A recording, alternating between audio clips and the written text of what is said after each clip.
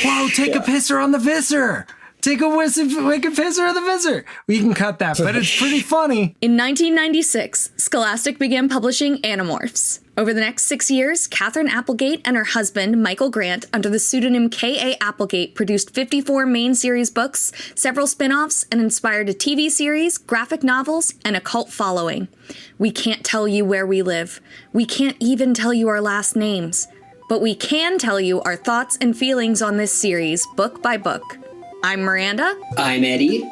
And I'm Chris. And we are the Anidorks.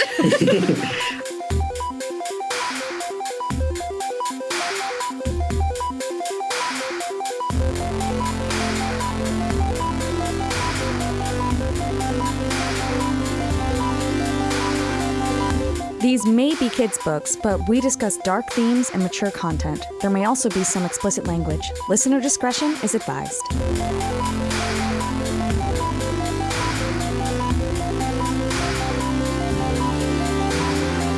Chapter 17. Let's begin. Right at the beginning of the book starts off with Chapter 17. Let's begin. So, here we are at the beginning of the book. Miranda, take it away. Let's begin. Everybody is discussing the plan to raise the skunk babies together because they've decided that Cassie should not raise the skunk babies alone.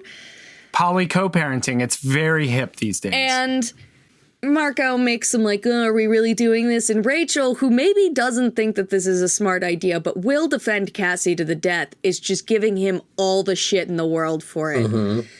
She's like, don't say fucking shit about my best friend's plan. Yeah. Marco's like, they're skunks. And Rachel's like, they're cute. No, this is critical. Marco says, I see. Cute. Well, certainly that explains everything, which is obviously Marco just being jealous. Yes. He is not cute enough to get his way. And frankly, cute should recognize cute. I don't disagree. And Axe asks if skunks are sacred to humans, and Marco says that all animals are sacred to Cassie. She's Dr. Doolittle and that animal guy who comes on Letterman all rolled into one. You said the magic word! And we got some Marco Letterman. Marco Letterman, all the way in book 9. And then he points out the culture. They have a really uncomfortable conversation about the cultural differences of what animals you eat and what animals you don't That eat. is correct. I kind of just want to gloss over that. Not gonna address it. Everyone regrets giving Axe a world almanac, though. That's fair to say, yeah. They should have given him a proper American almanac is what they wish they had done. They realize that this, if where they found Mama Skunk was close to the Yeerk base, this is way closer. Yeah. This is, super close to the logging compound. Yeah. But they come up with a plan. But they're still going to be in human morph right there talking about this. Yeah. Right. And they're literally in earshot. Marco gets on board, and they're all going to take turns. Tobias is going to watch from the sky. Cassie's going to feed Tobias so he doesn't have to hunt and can keep an eye on them. And then during school, Axe will take over main skunk mom duties. And then through after school in the evening, they will tradesies. And that's the plan. Is Cassie bringing Tobias parenting frozen food so that he doesn't eat the skunks? He's not tempted to, or is it so that hunting is just time? It's so he doesn't. It's so he doesn't have to hunt. Hunting is very time so he doesn't have to leave to go hunt. Yeah. Hunting is like going to the grocery store, but you don't remember where it is every time. As much as we praise hawks in this book, as is true with many, many, many types of predators, they do not score every time. Yeah.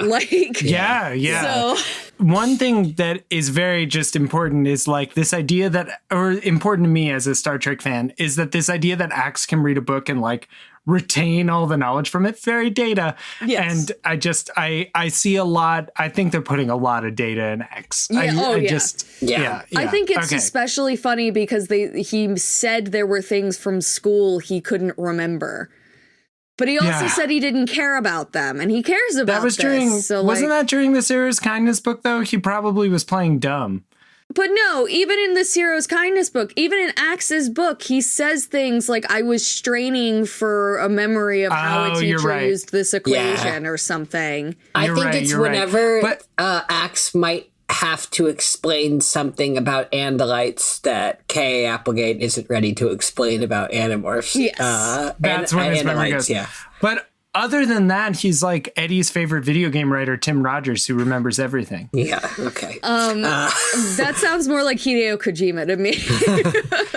Yeah, absolutely. They both have that. Marco starts teasing Cassie about the fact that he has to do skunk momming duty, and he says, he holds up his hand, and Cassie goes, yes, Marco.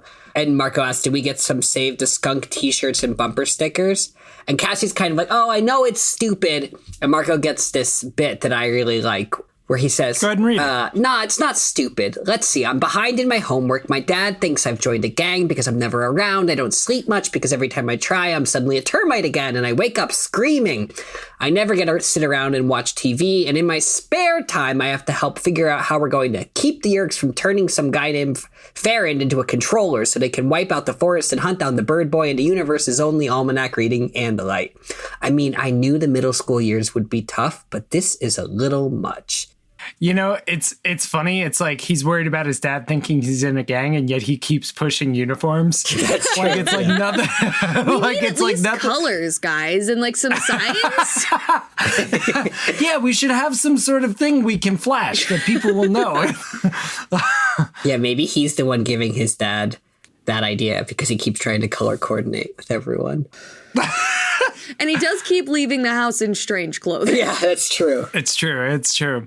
Who do we think? Rachel's our best liar, right? Like Marco's probably not doing a great job at. Define best. She does it the most. Yeah, I think like her she's mom's the an most attorney too, so like I think she's been well groomed in lying. Yeah. I bet you Marco's actually the best at keeping a secret. You think? No way. You think? They could tell X had a secret. But I think only the way Marco does it is by convincing you his secret is something else. Yeah. Yeah. But I think that's like, but I that's think how Rachel can have good... you thinking she doesn't have a secret. I don't think she can have you thinking that. I think everybody in the thing is like Rachel's acting ridiculous again, and then Jake morphs a flea. That's true.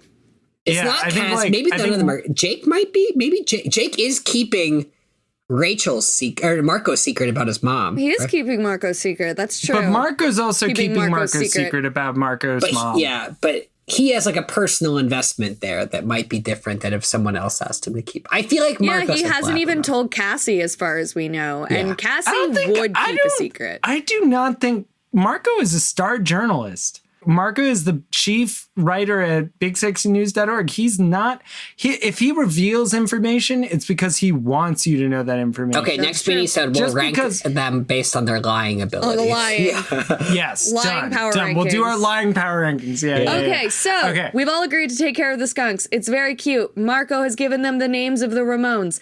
Everybody jumps in on this full bore. Like they're fully ready for it because like Tobias starts reporting information to Cassie that the baby skunks are getting restless and want to leave the burrow, especially Marky. Yeah. So we've all just gone with the names. Everybody loves them. I mean, they're cute names, and it helps you identify which one's going to be a conservative when they're older. And so Cassie decides to take the baby skunks for a walk. They waddle together. They all waddle together. It's very cute. Line up behind her. Yeah. The waddle physics are so involved in this scene that there's Mondo frame drops from accurately calculating. You need like a 3080 at least for these waddle physics. Absolutely. And good luck getting one of those in 2020. The year that it is. I stopped walking. This is Cassie. I stopped walking and looked back at my kits. 4 almost identical little balls of black and white fuzz. 4 curious little faces watching me, waiting to see what I was doing, eager to learn. I want everybody to know that was a my in quotes, not an italicized my. So it wasn't like an overly possessive my. It was not Marco's, even though he keeps morphing to be mom.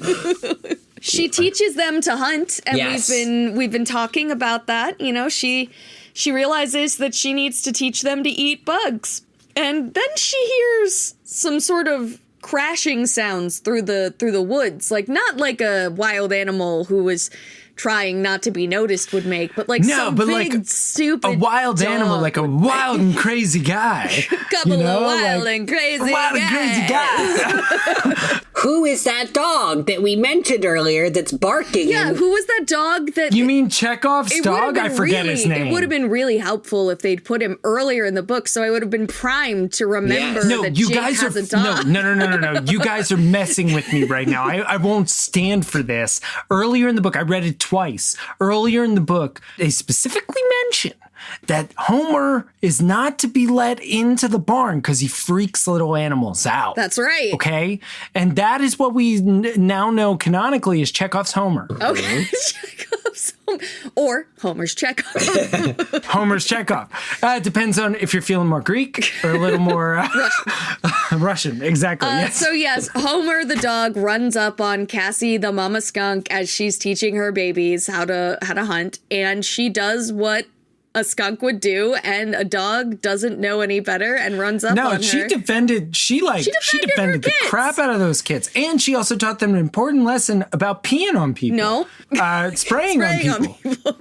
So yes, she sprays Homer. With the accuracy of a laser-guided smart missile is what she says. Yeah, which is not, I'm gonna call bullshit here. Skunks, their whole weaponry is designed that you really, it's weaponry.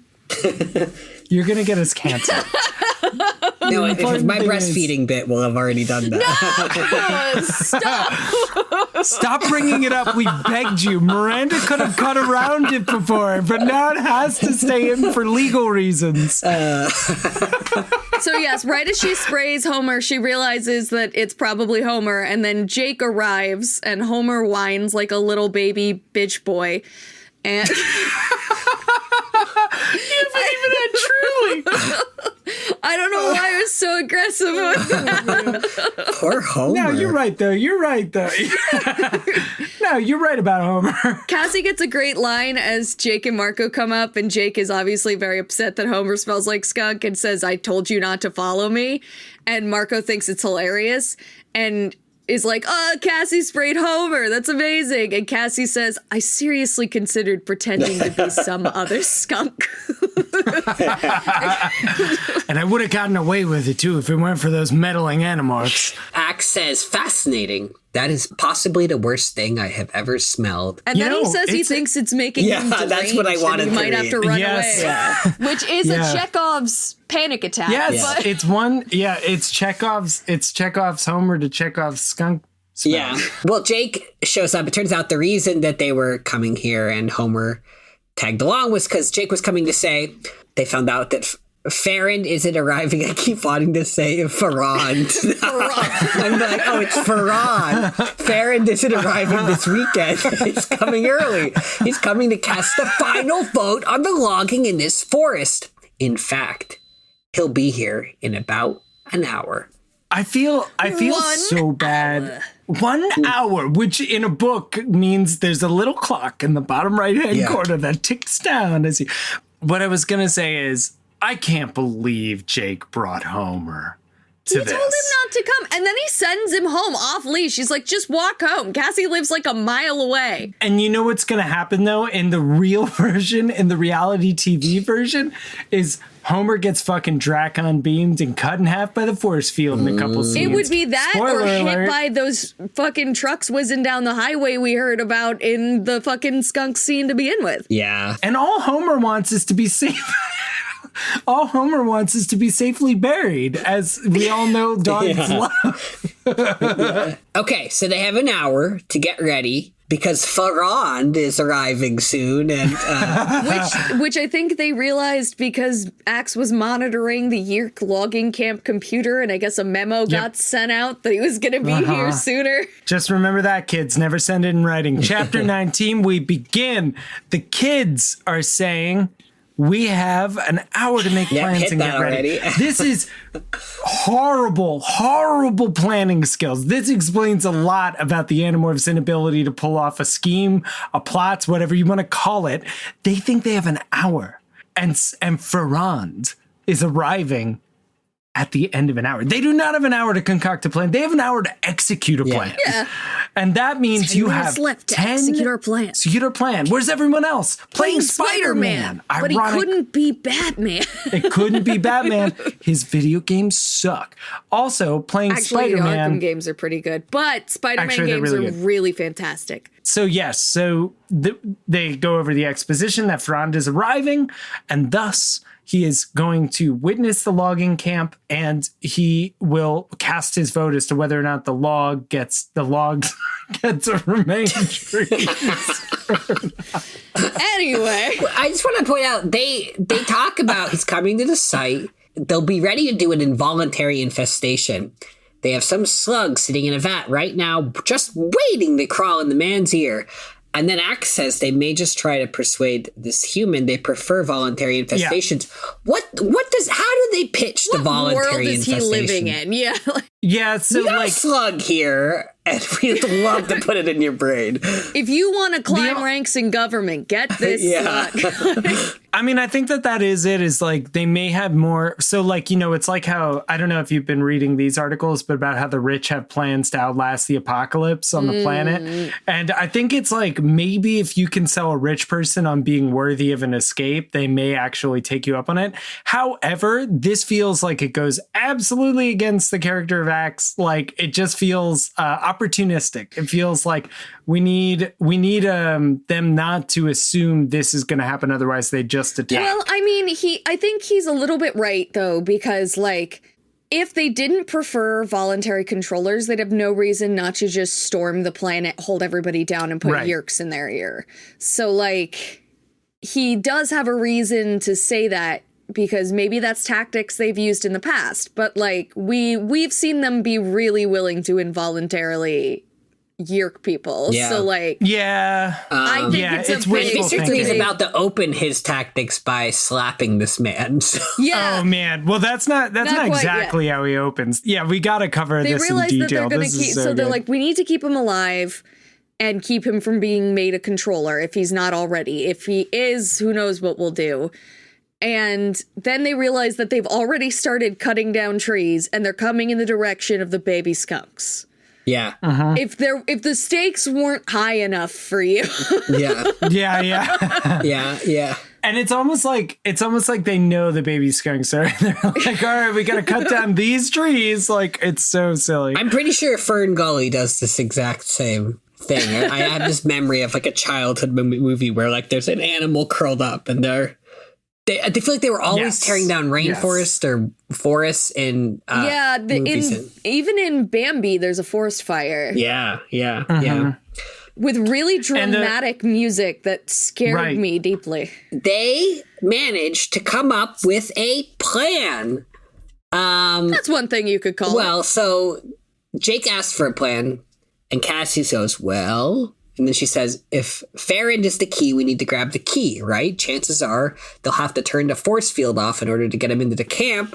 That's when we get him away from the Yeerks, no matter what it takes. So their plan is when fehr-AND drives into the camp, they're going to have to turn off the force field. And that's when they're going to intercept the vehicle, right? Well, they're going to get inside the bounds of the force field. I don't know what exactly their plan was, because their plan is just to extract Farrand. Yes. Alive. Because that's it. And as we'll see, their plan doesn't go off with no hitches. Like they're not it is hitchful. They're not quite in position when everything kicks off. It is lousy with hitches. Yeah. It's an old hitching post. What we do get is that everyone is worried about, because they've all mothered these skunks, everyone's now attached to the skunks. Yes. Marco says, hey, no one messes with the skunks. Rachel calls them our skunks. So everyone's invested in saving the skunks now, too. Yes.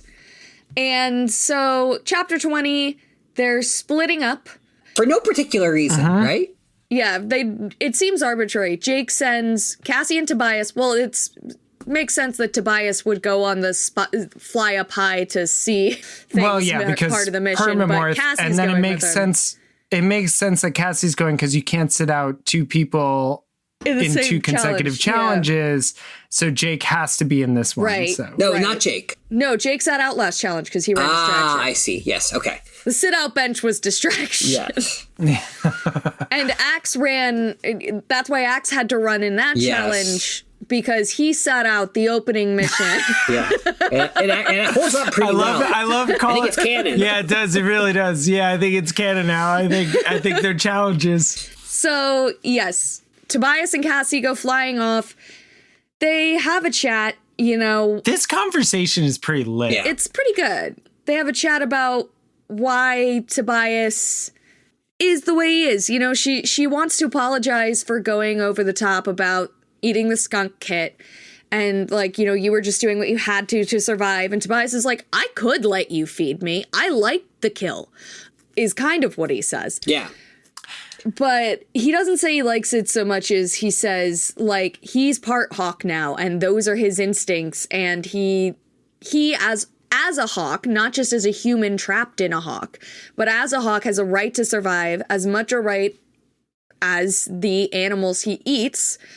And something else is trying to take his life in turn. And he also asks, is it more moral if I eat a frozen mouse you get from some supplier? Right. Just because we didn't kill it. Yeah. Yeah. After they have their little conversation about how morally gray it is to eat meat, but also okay. And that's why it's gray. Meat should be gray. That's true. That's true. We all agree. I go to the bar, I get a burger and fries. Can I have it gray? And they fly. If it's gray, send it my way. That's what I always say. And she thinks about how perfectly designed their bodies are for seeing and killing the kinds of prey that their different birds are designed to eat.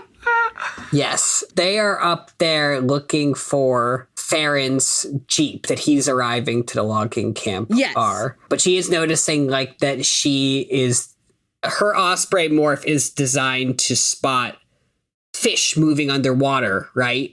Just as she realizes that Tobias's red-tailed hawk morph is designed to see animals racing through the trees below them. Maybe she's not disturbed by this, but she's noticing it. She seems to be having a weird moment about it. She says, Tobias and I were two superb, beautiful killers riding the wind while our prey cowered beneath us. I feel like after that, she should have the line, huh. Yeah. And she's like, but killers need to eat too. And we've been designed by millions of years of stuff to kill. And a bloated military budget. And they see the Jeep with the Dapson Lumber logo. And I want to know, guys, this Yeerk infrastructure, we're not sure how they're getting all this money to do this. So I'm thinking, you think he got the Jeep used from Deal and Dan? Oh, my God. Wow. Oh, my God. When we do the musical, the Jeep is sitting on the lot in the Dealing Dan scene. By the way, I completely forgot that there would have to be a Dealing Dan scene, and now I'm so excited that we get to write a Dealing Dan scene. You mean because he's pivotal to the plot? Of course. Oh my God, imagine his song while he's doing the commercial. We've got Chevys and something. No one sells like Dealing Dan. No one does. What is it? The oldest, reliable, moving, floating crap game in New York. Yeah, he's Nathan Good old Detroit. reliable Nathan. Dealing Dan.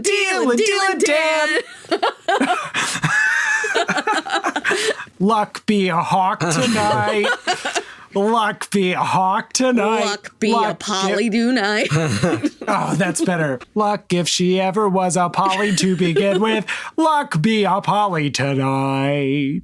So because the logging already started, what they realize is we'll know pretty quickly if Farrand is a controller or not already, because if he doesn't react to the logging, he's been yeerked. But if he's super upset, he has not been yeerked yet. And then they get out of the Jeep Farrand and we see the rest Farrand, of the people inside. Farrand, we see Farrand. Farrand and the rest of the people gets out of the Jeep and he starts seeing the logging that he would have never agreed to. And he starts wildly waving his arms. Gesticulating.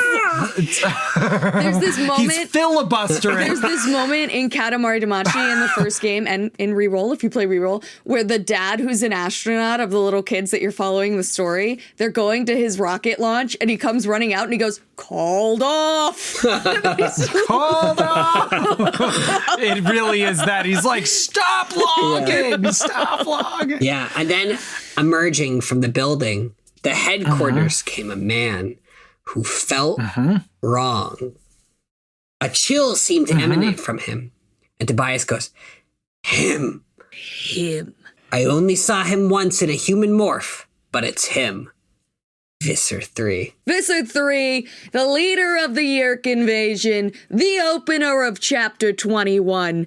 He is here in human morph, and they see him and they're like, this is really bad. I think they're probably just gonna Yeerk this guy. They really don't seem to care if he sees the logging. Yeah, subtlety with already having started logging while inviting the politician over doesn't seem like it's subtlety isn't their game. They're not slow rolling. Cassie becomes Rage Cassie. Oh yeah. Visser 3 swaggers over, and we can't hear the conversation, but he seems to just immediately begin with a slapping across the face. Farrand. Not a punch, so not a tackle.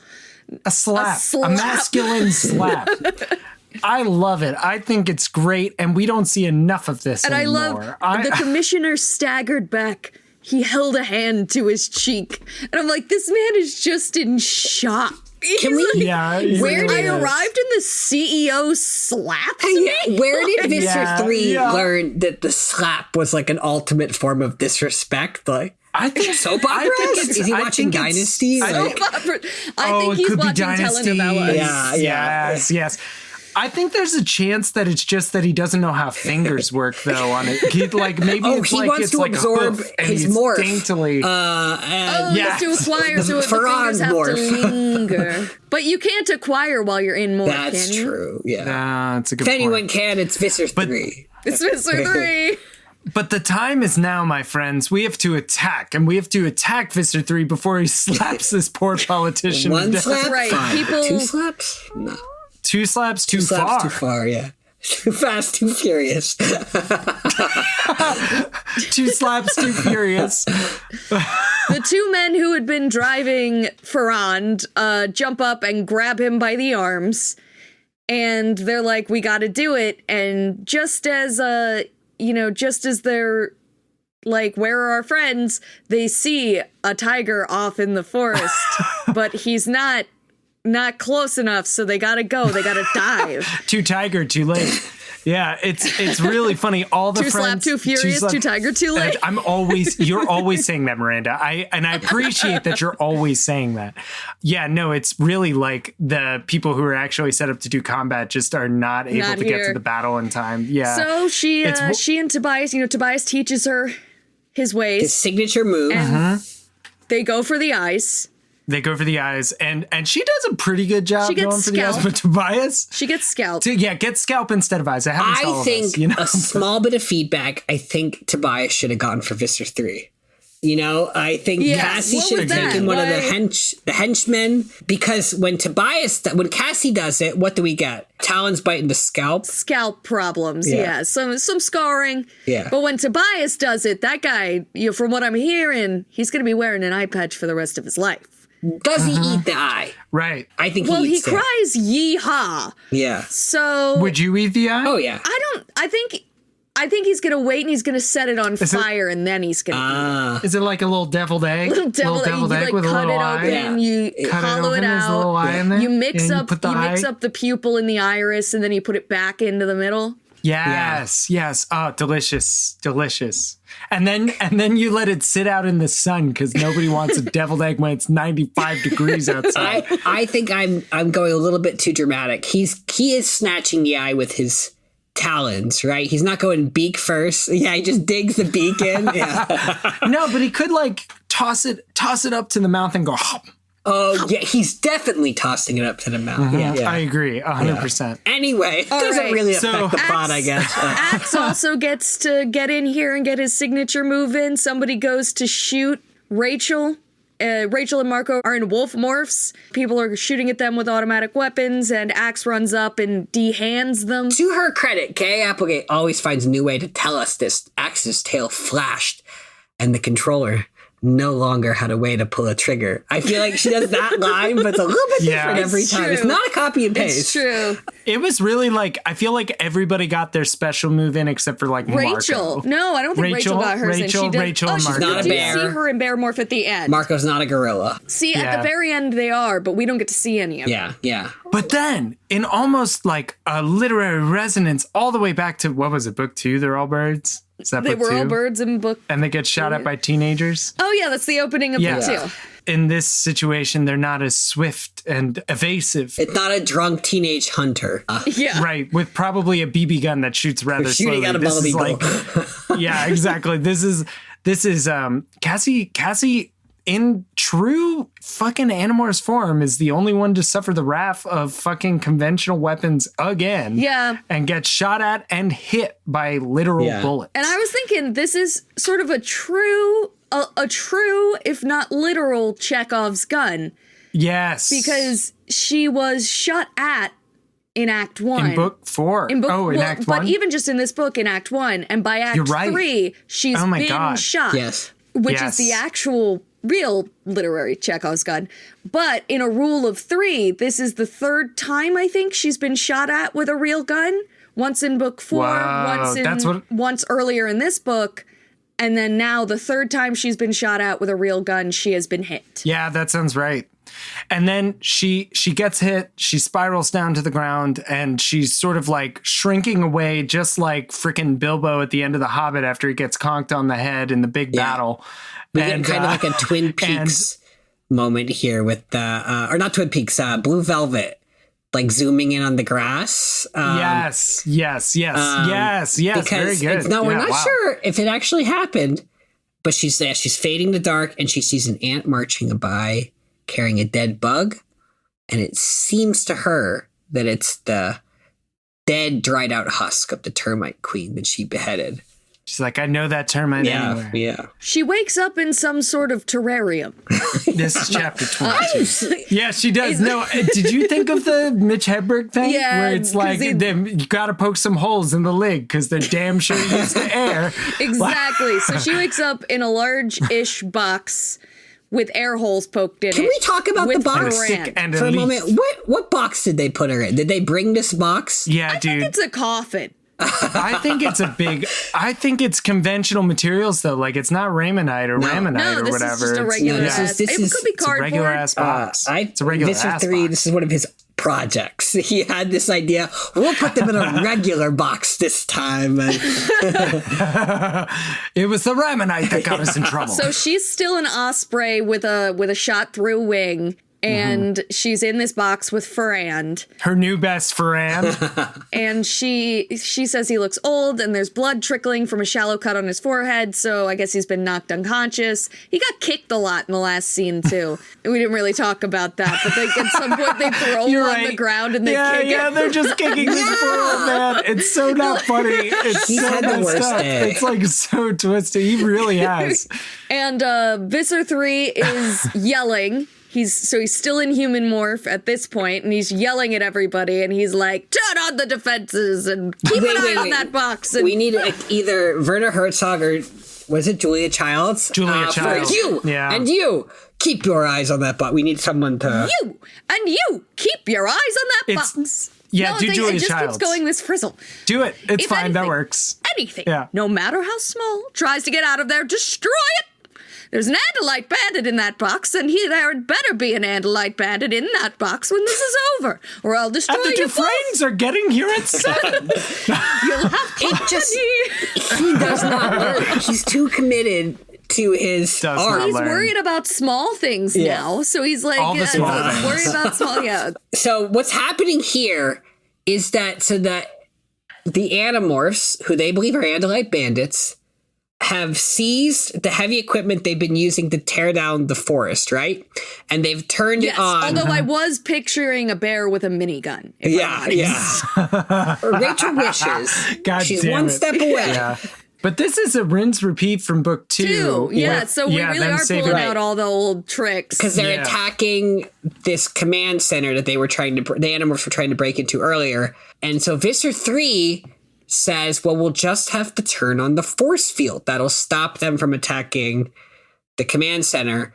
But it will trap the large equipment outside the force field. But someone points out that it will also trap their own people outside. Yeah. Yes. And Visser, he does not like to be challenged. No. Which is important because he's gonna cut a few people off, so to speak. Before the end. I don't want to hear the end of any sentences. And Simpsons quote. And so he says, "Did I just hear you question my order?" And the guy's like, "No, Visser, I'll turn on the force field." And then Farrand starts to wake up a little bit, and Cassie's like, I need a plan, okay? So clearly my friends are doing well, otherwise the Visser wouldn't be turning on the force field. But if he turns the force field on, what they're doing is going to be useless if they have the heavy equipment. So a box in a box, right? What can we do? You know, he's probably called in reinforcements, and there's nothing to be done. But wait, what do they need? What in this situation is it that they need? Why are we here in the first place? Farrand. And Farrand pipes in, he goes, exactly. She's like, that's it.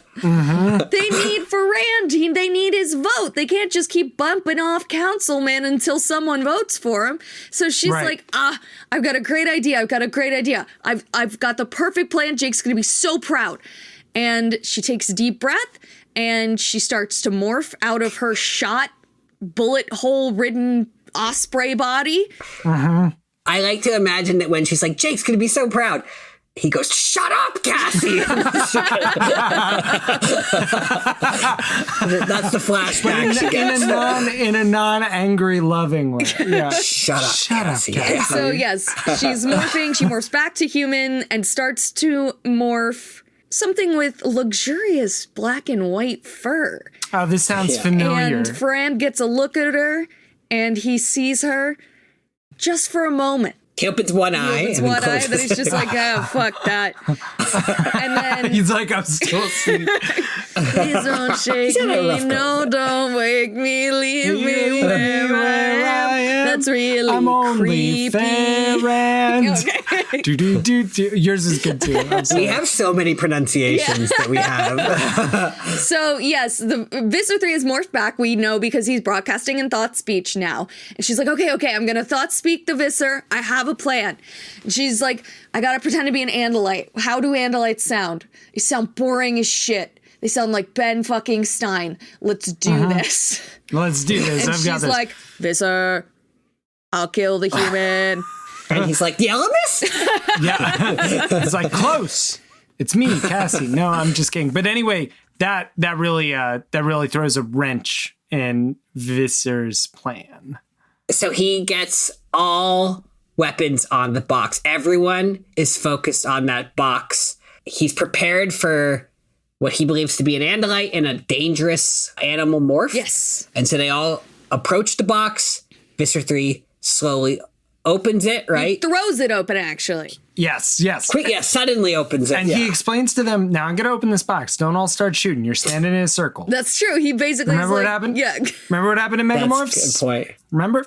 And yes, so she looks and she sees Visser 3 and half a dozen human controllers and like 5 Hork-Bajir warriors. And what she has on all of them is impeccable waddle physics. Yeah.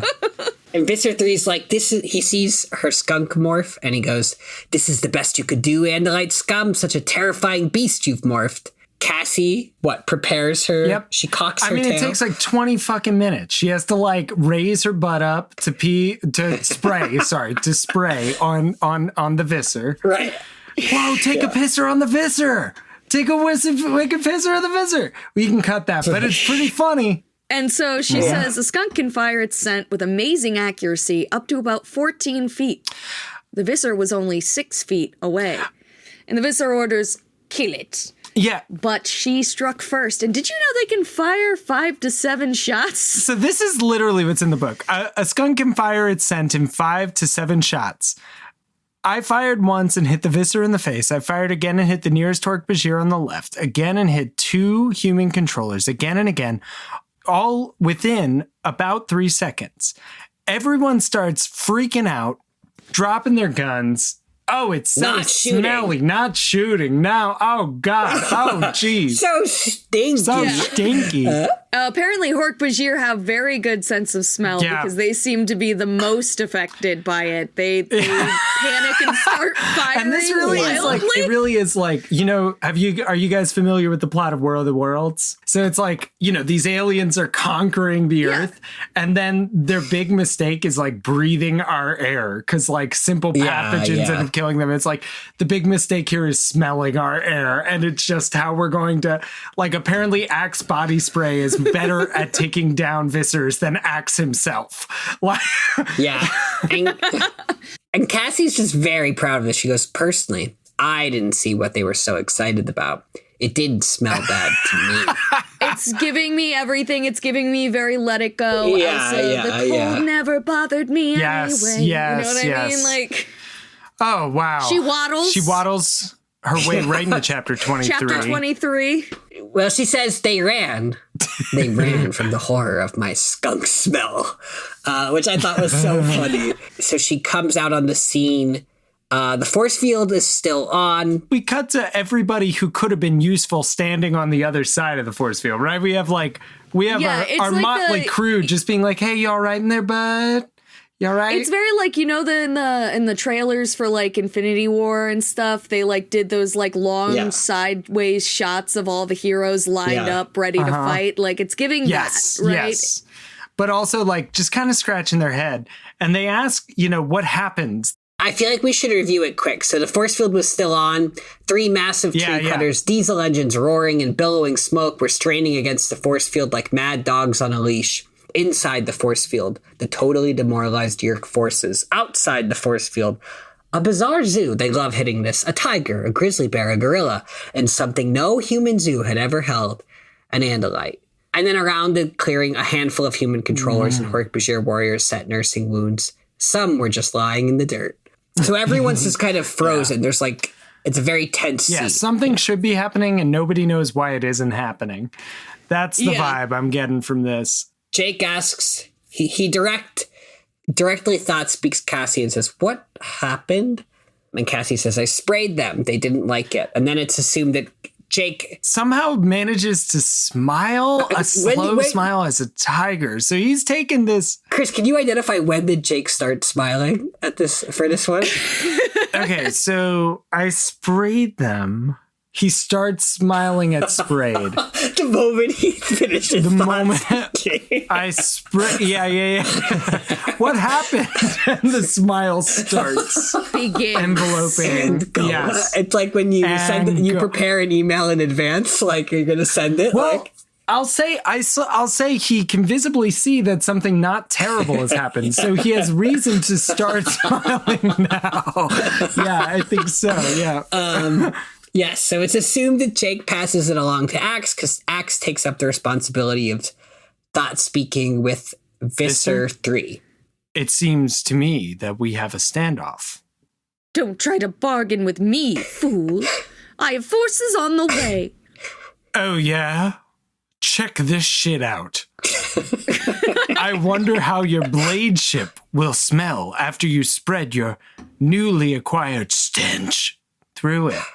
The smell? It will go away. Visser, my human host has a memory of... And at this point, the Visser's tail blade snaps through the air, presses against the human controller's throat. A twitch would send the controller's head fly. Do not interrupt me. You were saying? As your human controller was saying, the smell would go away in about 7 Earth days if you were in open Earth air. Axe said calmly, in a spacecraft, airtight, closed up, cramped even, you'll never lose the smell, ever. However, thanks to AND-like chemical technology, there is a way to remove the stench. Let the human Farrand go free.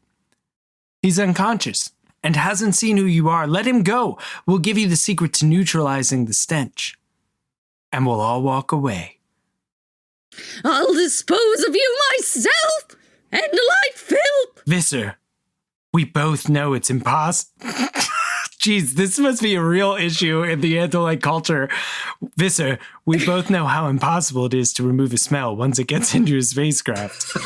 Once you get it in there, you can't get it out. You can't get it out. You would need a full refitting at a major space dock. Your blade ship would be intolerable. Just imagine, like, if your car got sprayed by a skunk and you had to take it to the dealership and be like, hey, fix this. Look. Visser 3 just stood there and stared. His stalk eyes drooped a little. Get the human. Visser, one Hork-Bajir moaned, clearly reluctant to go back where the spell was even stronger. This has not been a good day for me. Would you really like to feel as bad as I do? The two Hork-Bajir went back inside and very quickly reappeared, dragging Farrand. They dropped him in the dirt. Have one of your men drive him to the nearest human hospital. When he is safe, we will tell you the secret. Secret. And no tricks. We'll be watching. Axe rolled his stalk eyes skyward. Visser 3 followed the direction of his gaze and saw high in the sky a bird of prey with a rust-red tail. You do realize that one day I will have you all. With all your clever tricks, I will still find you. No, I don't think so, Axe said, being as much of a stinker as he could. He said, we are sure to smell you coming. It's so ridiculous. It's so silly. It's like, it's literally one of the best things that's happened ever. It's so stupid. Yeah, it's so campy. It's very good. Yeah. And yes, and then we move to chapter 4, and it's really pretty 24. Brief. Is that what I said? You know what? We're here. We're live. Yeah. We're living like Larry. Yeah. Chapter 24. The Yeerks drove Farrand to the hospital, and it's just great. They're like, he's safe. It's fine. And Axe told him how there's a certain kind of juice that'll get the smell out. What? I can't. It's just a silly book, but I feel like it's very hard to imagine any situation where Visser 3 would have conceded like this before this book, impossible. Right? It's literally very impossible. Strange. It's He's literally just like impossible. a Scooby-Doo villain. Unless truly the Hork-Bajir like cannot work with the smell. Yeah. Like, at which point, which they sort of seem to imply, and they sort of seem to imply that like Axe couldn't really live with it either. So like Visser 3 in an Andalite body would be having some problems. But there's definitely no way they can carry this thread forward. Otherwise, this would be called the Skunk-amorphs. Silly. Yeah. But they would just like assassinate Farrand after this, right? Like they're not just like, he got away. Go. Yeah. Well, they don't think, they're like, we don't think he knows anything. Yeah. We didn't see your faces except for you, Visser, who slapped him right to his face. Yeah. And he's probably going to want to press charges against you and your entire company, actually. But apparently the first thing Farrand did, whatever his fucking name is, the first thing he did when he awoke after being slapped in the face and everything, he was like, I'm going to fucking put a call in and vote. God damn it. The most heroic thing he could do is to vote against the logging so that those damn Dapson farmers. You know what? The Yeerks just dropped it after that. They lost that vote and they were like, well, I guess we're not lumberjacks. Logging the forest. Yeah, apparently. We'll try again next week. Apparently they're lawful evil. Who'd have thought? Yeah.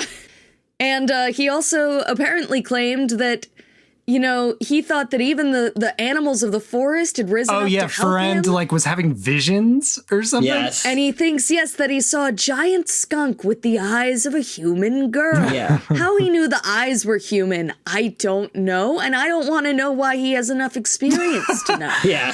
But meanwhile, we're walking back our baby baby skunk kits. Have a good life, little skunks, Marco said to the skunk family. Mama skunk is coming home. With the little Ramones The little Ramon skunk. Cassie calls them tiny, furry little masters of the forest. Marco seems weirdly concerned that they're good, that the skunk mom's gonna change their names. Yeah. He understands how important branding is.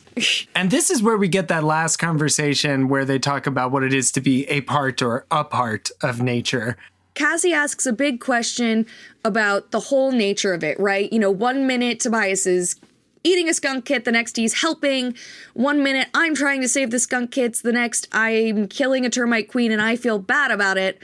1 minute I am a rat getting chased and almost killed. The next I'm literally bringing a rat to Tobias so that he doesn't have to hunt, so he can guard the skunks that he would have eaten. Yeah. How does it all make sense? And Jake rightfully says, boy, Cassie, I don't know. And I think that's good. And I think I think we can take these next couple of lines. Okay. I do want to add before we go on that before she says, how does it all make sense? She says, somehow it's part of the same big system. Am I a part of nature? So I should just live by the laws of nature, kill to eat, kill or be killed?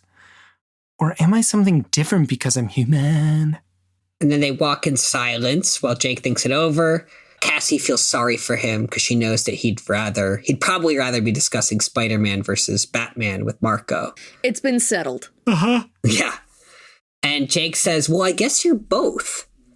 I mean, you are the person who got rid of the termite queen. You're also the person who went out of her way to save a bunch of skunks, just like Tobias ate a skunk kit one day, confirmed, then saved them the next. Confirmed, you're right. All the way at the very, very end.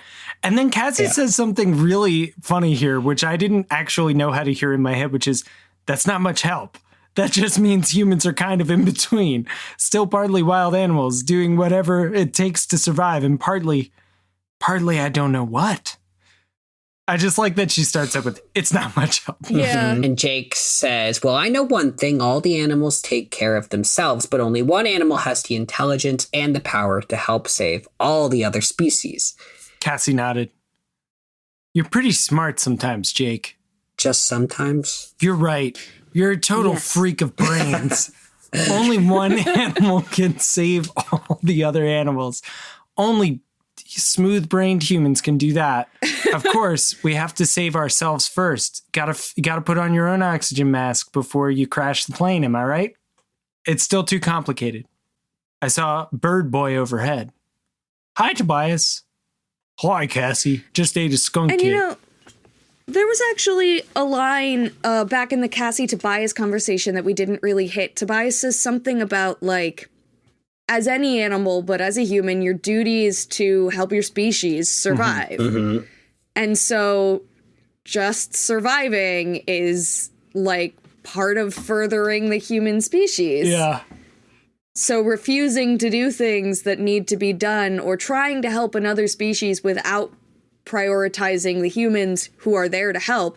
Sort of like this whole forest. It's like she's worried about it getting cut down because it's destroying habitat. And they're like, right, but Cassie, like, if we just worry about them cutting down the forest, we won't stop them in space, which is where they're going to cut down all the forest. And I think that the big takeaway from this is that nature is bad at boundaries, so you have to be good at it. I feel like even with our conversations earlier, it feels like the book, it's not that it's fence sitting, but it doesn't really want to commit to an answer, or like it is more interested in the question than providing an answer to that question. Yeah. But it also feels like it's trying to pretend it's giving more of an answer than it actually is. Totally. Does that feel like? I think that's true. I think they balked. Yeah. It doesn't come down hard. Like it's like humans are different, and so they should help themselves, but they should also help other species. But then what does that mean? Are Andalites also different? Like I'm not sure how it fits in like the grander scheme beyond Earth. Yeah, it does seem kind of like galaxy blind or something. It's like not. Yeah. It's like so limited in scope. After we get this really cute scene where Tobias flies up and he's been spying on the logging camp where Visser and the Hork-Bajir all got sprayed by the skunk. And they like have converted it and dug big troughs and pools that they could bathe in so that they could all like mass bathe to get the skunk smell off them. And he mentions it's a sight to see. And he says, plus now the Visser is a lovely, lovely, attractive shade of purple. And then Rachel says, gee, that's too bad. I feel sorry for him. X then adds, soon he may begin to suspect the truth, X said. Think maybe we should have told him the truth, that it's tomato juice, not grape juice, that washes away skunk smell, I asked. We all looked at each other, and the book ends there. And they broke up. They broke up laughing. Yep, they broke up laughing. That's how they answer that question. Nah. And then some tricky roll the credits. Questions here, but it is the best Visser ending 3 of all is these purple. books. It's stupidest. Yeah. Yep. Well, so I have a question. I have 2 questions that I feel like this funny little ending raises. Does the stink go with? And, because it's Visser 3, he could just morph back, right? And does the purple go with? The purple wouldn't go with, right? No, purple. Yeah. Purple, no. And stink, I think, no, too. Visser 3 could just, and then when he morphs out, it should be gone. Mm-hmm. But the rest of them will still have it. Guys, we did it. We finished book 9. A hell of a book. Yeah, holy shit, it was so good. Well, I also want to do, we haven't done this in a while. I was picking out book 10 to start reading it, and I read the catchline, and the catchline might be the perfect little ending here. So, book 10, Marco morphing into a spider. Into a tarantula or something? Yeah. And it's called The Android. So maybe it isn't Marco. We'll have to find out. It's true. It could be Axe and human morph, but then how would he? No, it's definitely Marco. I remember this. No, but there is this picture of legs inside of legs. Like, wait, what do you mean? Like a creature. Oh, it's so messed up. It's so disturbing. Like there's going to be an android. Yeah, I'm excited. There's going to be an android. So wow. So you can see legs inside of legs. Pretty creepy stuff. Yeah. And then, I don't. This is kind of like book 9 for me. I remembered like I have the vaguest sense of this book, and book 10. When I heard the android, I was like, I think this is a good one. Fear has a new name. ... Some boomer ellipsis in there. Fear has a new name. Yeerk. Yeerk. I think with the ellipsis, there's 2 ways to read this. There's Fear has a new name. Yes, exactly. Like Fear has a new name, Yeerk. That would have scammed right away for me. I would have been like, the name of Fear is Yeerk. But instead we have Fear is a new name, Yeerk. Yeerk. And what I'm hoping is that fear is now spiders. Yeah.